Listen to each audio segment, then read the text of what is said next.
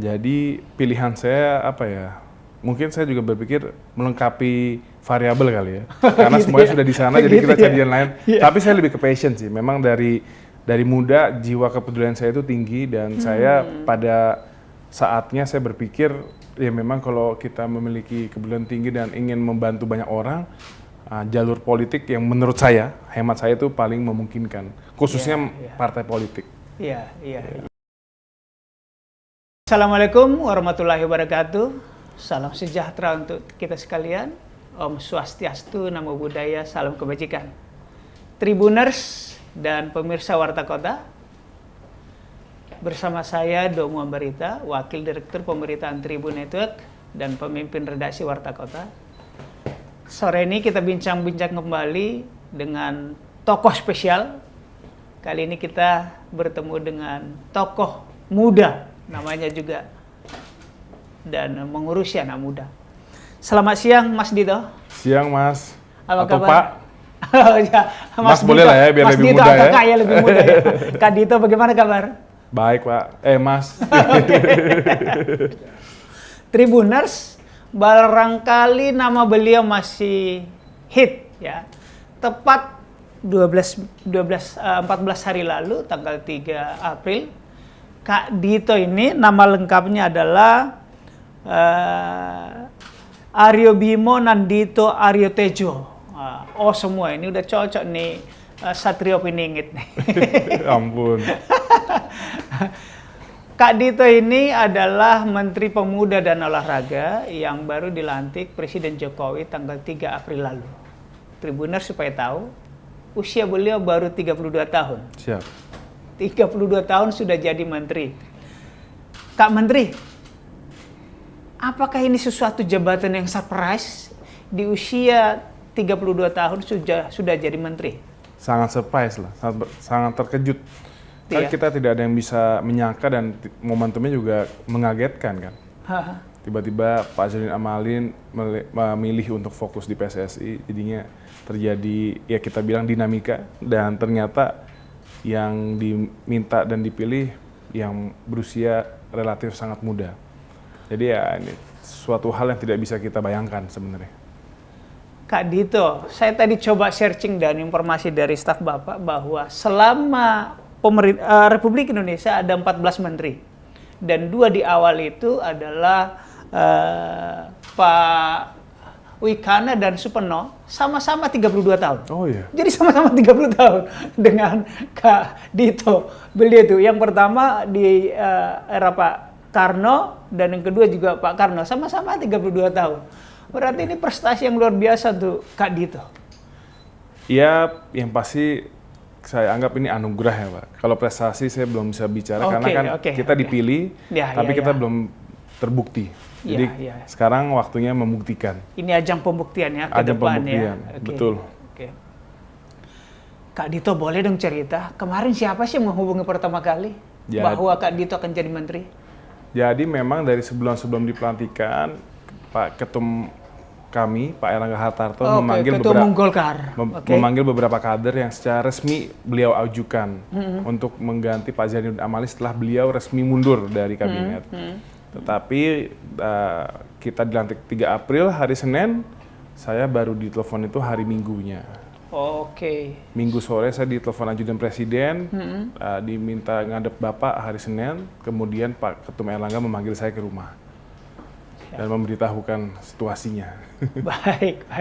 Ya. Tadi disebut kaget jadi Menpora. Tentu karena sudah punya pengalaman di AMPI, pengalaman juga di olahraga bersama Raffi Ahmad dan kawan-kawannya. Tentu sudah punya program dong ke depannya, sudah dipersiapkan ya.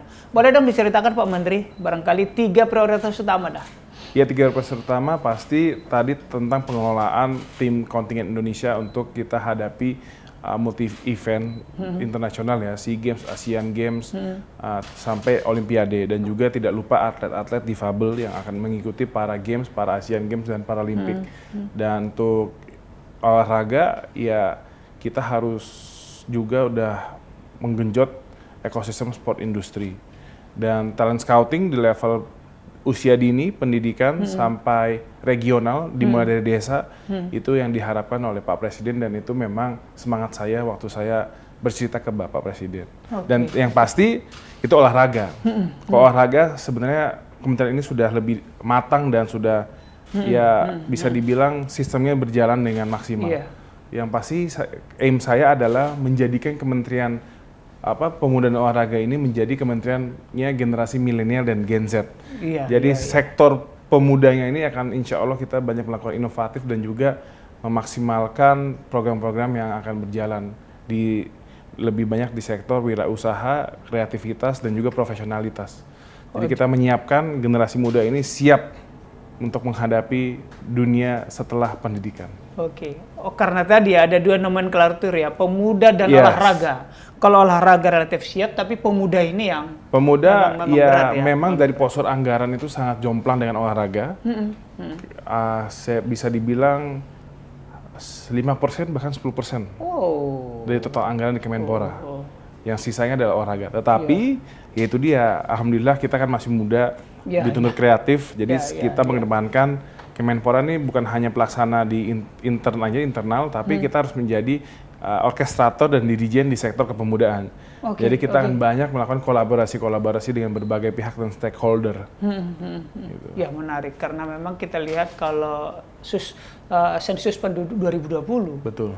Dan di pemilu 2024, usia di bawah 49 itu 60, tahun itu 60%, sekitar 100 sekian persen, gitu. Tapi 100 sekian juta. Kalau saya tidak mau melihat anak muda sebagai objek seperti itu ya, tapi saya kan sebagai anak muda, saya ingin memang memastikan ketika kita diberi kesempatan hari ini sebagai Menteri Pemuda, saya ingin juga bisa mendorong dan mengangkat anak-anak muda seusia saya dan di bawah saya, bahkan di atas saya juga, untuk memastikan bisa menjadi anak muda unggul ke depannya.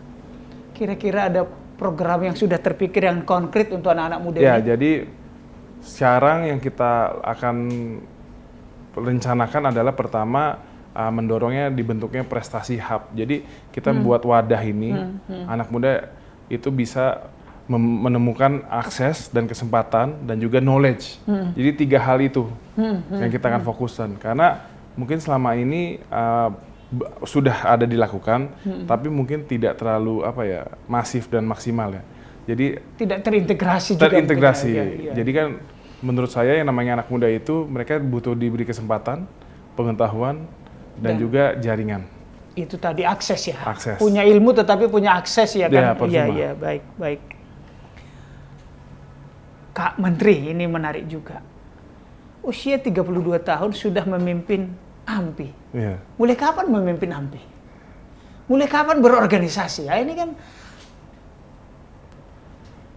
menarik, karena tidak semua orang tertarik di organisasi di dunia yang sekarang digital. Alhamdulillah saya waktu jadi ketua umum AMPI juga termuda juga waktu itu. Usia berapa 26 tahun. 26, berarti 6 tahun lalu ya? Iya, 6 tahun lalu. Jadi saya kalau dibilang termuda, udah sering termuda. Waktu jadi ketua umum sepeda ISI, DKI, itu juga termuda, usia 24 tahun. Dan waktu alhamdulillah setelah AMPI jadi termuda juga ketua DPP Golkar. Tapi makanya saya selalu bilang, ya sekarang saatnya sudah bukan cari predikat termuda, tapi insya Allah tersukses. Iya, dan amin. harus paling selamat, itu paling penting. Amin. Siapa role model yang Kak Menteri untuk menjadi orang muda tetapi saya mau bilang agresif, progresif gitu? Ayah kah? Tokoh bangsa kah? Saya kalau role model itu tidak ada yang spesifik, tapi saya tuh seperti merangkum dan ambil intisarinya lah. Saya kayak kita lihat kalau Pak Erlangga Hartarto, kita lihat beliau ini sosok yang berproses itu juga dari bawah. Jadi saya melihat kesabaran dari beliau. Kita lihat juga bisa dilihat kayak Pak Erick Thohir, ya sosok yang progresif dan muda juga. Dan jadi Pak Sandiaga Uno dan pengusaha almarhum Alvin Panigoro. Jadi banyak sekali role model saya dari Indonesia lah. Gitu. Maaf saya agak keluar dari tor memang karena ini menurut saya menarik. Banyak anak muda ketika berpidato itu grogi, takut gitu loh. Saya juga awal-awal. Kak Menteri 26 tahun udah ketua AMPI kan luar biasa. Saya pas jadi ketum AMPI awal-awal grogi juga. Bagaimana cara melatih supaya ini untuk ilmu kepada generasi gimana muda? ya? Saya belajar sih. Apakah latihan di depan cermin seperti depan orang cermin, terus banyak minta ajarin senior-senior juga yang memang saya lihat public speakingnya bagus. Sampai hari ini pun saya masih belajar karena kan saya sebenarnya karakternya bukan karakter yang jiwa orator ya, atau juga yang kritis. Tapi saya ini emang secara passion dan jiwa lebih kepada lobbyis mungkin ya. Oke. Ya sekali lagi awalnya memang grogi, tetapi terus belajar ya. Belajar, mau nggak mau dan dituntut pekerjaan kan? Iya. Satu lagi masih terkait itu. Ayah kan di bidang tambang dan sukses di sana. Kenapa milih terjun ke politik? Jadi memang keluarga saya itu tidak yang di politik, bahkan semuanya di dunia usaha profesional dan teknologi. Jadi pilihan saya mungkin saya juga berpikir melengkapi variabel kali ya. Karena gitu semuanya ya? sudah di sana, jadi kita cari yang lain. Yeah. Tapi saya lebih ke passion sih. Memang dari muda jiwa kepedulian saya itu tinggi dan saya pada saatnya saya berpikir ya memang kalau kita memiliki kepedulian tinggi dan ingin membantu banyak orang, jalur politik yang menurut saya, hemat saya itu paling memungkinkan. Khususnya partai politik. Iya. Baik. Tadi saya sudah tanya soal awal. Nah, ke depan kita tahu tadi sudah disebut beberapa pengembangan olahraga sangat vital ke depan. Tadi sudah disebut 3 program gitu, tapi kita juga tahu bahwa banyak persoalan yang dihadapi. Barangkali dalam waktu kan 18 bulan ini ya, kalau berhitung sampai Oktober zamannya eranya Pak Jokowi berakhir ya. Prioritas kemana saja nih untuk pengembangan olahraga terutama? Iya, yang pasti sekarang untuk cabang-cabang olahraga yang sudah terfokus kan kita sudah ada DBON, Desain Besar Olahraga Nasional itu kita coba memaksimalkan dari sisi dukungan pemerintah kepada cabang olahraga dan juga kita juga kemarin alhamdulillah sudah Pak Menteri Investasi juga turut mendukung, beliau sudah kunjungan ke Kemenpora dan komit untuk menjadi matchmaking antara cabang olahraga dengan investor-investor untuk disupport dan juga segi SDM itu kita ingin mendorong khususnya di universitas negeri ini yang fakultas ekonomi membuka mata kuliah atau jalur prodi manajemen tata kelola keolahragaan. Jadi olahraga bukan dari sisi fisik tapi sisi manajerialnya. Oh, seperti manajemen rumah sakit. Betul. Iya kan, bukan hanya dokternya tapi ada manajemen rumah sakit. Karena kita sangat kekurangan di sisi SDM penyelenggaraan.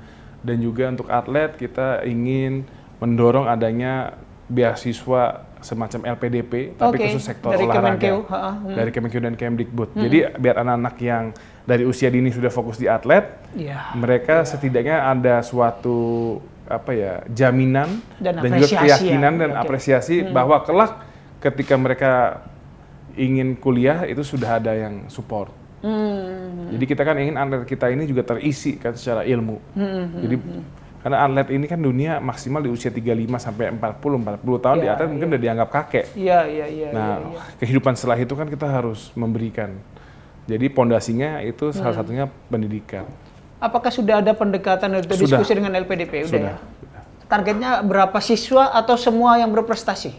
Kita sih mengajukannya nanti pasti sebanyak-banyaknya. Oke, sebanyak-banyaknya ya. Soal jumlah enggak. Karena kan olahraga ini kan terkait dengan pembentukan karakter bangsa juga. Betul.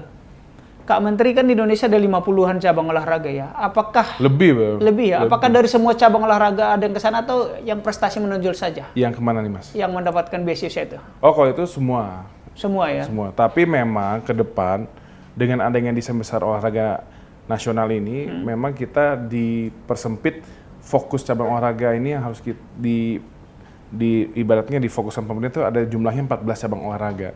Dan tapi ini bisa direview berkala. Hal ini karena apa? Kita harus perlu akui bahwa budgeting negara kita kan belum sekuat negara-negara maju. Jadi memang ini kenyataan yang pahit, tapi ini harus kita lakukan. Jadi ini juga mendorong cabang-cabang olahraga yang lain juga berbenah diri dan juga membuktikan bahwa mereka patut masuk di list dari Desain Besar Olahraga Nasional itu. Artinya buktikan dulu prestasimu baru masuk ke situ kira-kira.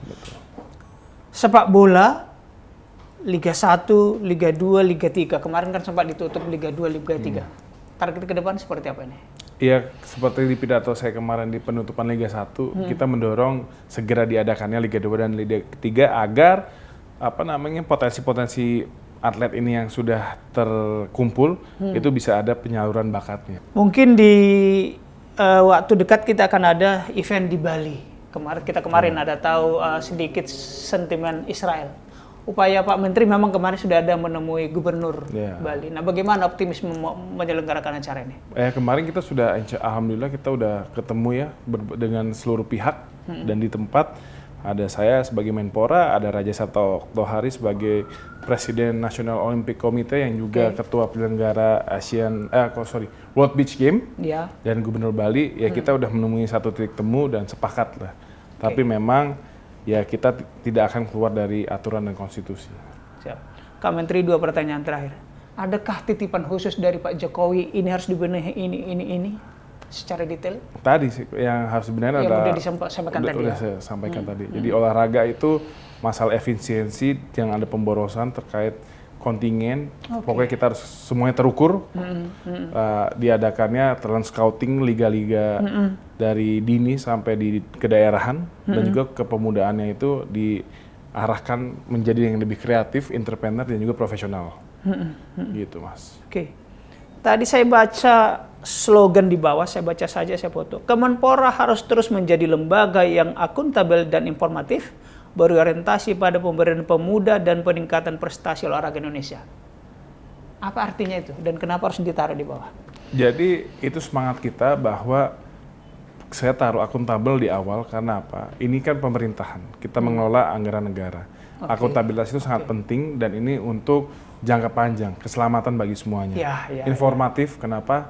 Ya kita ini Kemenpora mungkin banyak orang mengasosiasikannya hanya olahraga. Jadi kita harus informatif bahwa kita ini banyak sekali program-program untuk pemberdayaannya pemudanya maupun olahraganya.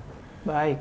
Artinya supaya tidak seperti di masa lalu di mana ada dari kementerian ini yang bermasalah secara hukum ya. Oke, baik. Kak Menteri, sebelum kita akhiri barangkali ada closing statement, silakan. Ya, para pengikut Tribun, pembaca Tribun dan pengikut Tribun, saya mohon doa dan support yang pasti. Alhamdulillah kita anak muda diberikan kepercayaan, jadikan kita sebagai medium aspirasi anak-anak muda pembaca setia Tribun. Terima kasih Kak Menteri, Tribuners dan pembaca Warta Kota. Usia boleh muda, ya. Bung Karno juga muda waktu berjuang. Banyak anak muda pejuang di negaranya, Nelson Mandela, Bung Karno gitu. Seperti Kak Menteri, semoga teman-teman juga terinspirasi. Jangan ragu-ragu, jangan takut. Grogi boleh saat pertama kali, tetapi latihan terus. Itu dari kami, dari kantor Kementerian Olahraga di Senayan. Wassalamualaikum warahmatullahi wabarakatuh. Terima kasih Tribuners. Jangan lupa subscribe ya.